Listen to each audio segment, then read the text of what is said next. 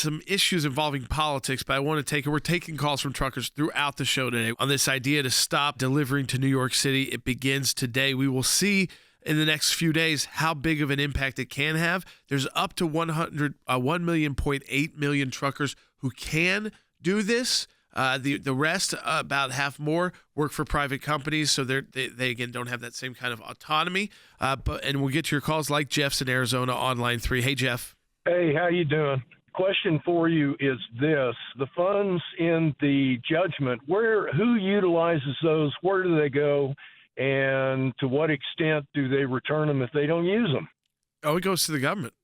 I mean, That's been a topic of conversation I'll go to Harry all right week, now. which is, where does this money go? The $355 million is a fine going to New York. Absolutely. And I suspect a large fraction of that fine will be used to fund housing for illegal migrants in the city of New York. It is clear beyond question that Eric Adams and the governor have adopted a policy which essentially gives a preference to illegals vis-a-vis the citizens of New York City and the citizens of the state of New York. All right, so let's get into some politics, and we're going to get right back to the truckers issue. Rashida Tlaib, this is interesting because it's talking kind of like the breakdown of what's happening inside the Democrat Party by some of these extreme members.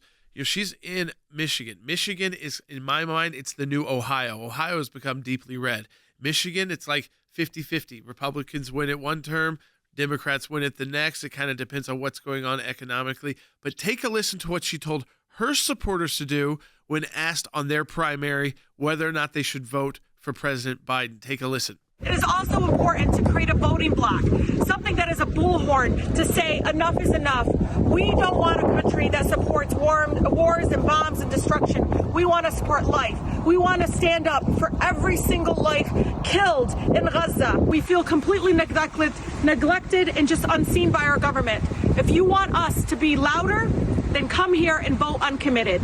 Okay, so here's the difference is that would be a big hit to President Biden to potentially, even if it's just her district, lose that support, because those have been kind of the backbone of making sure he gets over the top in Michigan are those immigrant communities, auto workers in that area, and of course the Rashida Tlaib crowd. He still tries to make sure that he gets votes from that world, and that's why I think he's even throwing out the possibility of a Palestinian state. Absolutely. So approximately 90% of the voters in the city of Dearborn and the Dearborn area vote Democrat consistently, in part because the Democrats have favored increasingly the Palestinian cause versus the nation state of Israel. It's quite interesting to listen to Rashida Tlaib, who has announced that she supports life, but apparently only Palestinian, not Israeli life. It's also important to note that she opposes rape, but she does not necessarily oppose rape by Hamas. Instead, she argues she cannot oppose the sexual violence engaged in by Hamas. Why? Because she argues that Israel has engaged in sexual violence. But I think at the end of the day, many of those voters are strongly committed to the Democratic Party. Hence, they may not vote in the primary, but they may vote in the general election. But the key issue for the Democratic Party is whether they actually come out to vote. Right. That is the real issue. Logan, they've had trouble with young people on college campuses, who is also a core base for them because of the issue of Israel and the radicalization that's happened there. You start adding that to bigger communities across the country, and suddenly, if they don't show up to vote, and you're in a state that's going to go, by 1% or less, and could determine the outcome of who is the next commander in chief, you're in trouble as a Democrat. Like, there's a reason why the Biden administration got on TikTok. There's a reason why all of this effort is being put in place to try to rally a younger base, because they know they're losing them. They're not necessarily losing them to Donald Trump, by the way. I don't know. I think they're probably losing them to disenfranchisement. They're probably not losing them to a specific candidate. But then if you lose those voters, let's just say in general, they don't vote, which is what very well could happen, or they vote for a kind of fringe third party that really doesn't do anything. What happens to a Biden presidency? that's why I think you had someone like President Trump showing up also at SneakerCon this weekend. That became a huge discussion point because it's a convention for people who are shoe collectors. Yeah, and sneakers, like Nikes, that kind of stuff. And yes, he was there to launch his shoe, which of course is like a licensing deal. How many Just are well, the initial was like 50. there? It is. There's the gold shoe. If there were more than 50, There's plenty on the website, by the way. I'm not an ad for it, but they aren't that design. But the idea was, he was there to launch a shoe. But really, to me, what he was doing was going to reach an audience, and he took some heat for it. And of course, it's ridiculous. That has millions of people, millions of, by the way, young people. If you go into any of your store, your sneaker shops around the country, what you're mostly going to find is high school students and maybe a little bit older. That's why. I'm one of them. So am I. But I do feel old when I'm in those rooms. I follow a ton of those accounts. And all of a sudden, they're all posting about meeting with President Trump. They're like, look, you may love him, you may hate him. But the conversation got going. I think it was a brilliant move, but it is the same in some ways of, like I said, of Biden going on TikTok. It's how do we connect with a young group of voters who maybe don't have a preference. I think the sneaker community probably is millions of people who don't really care. Or if they care, they may not have a reason. Now all of a sudden you've given them a reason to support President Trump. Find it very interesting. I think it was a brilliant move.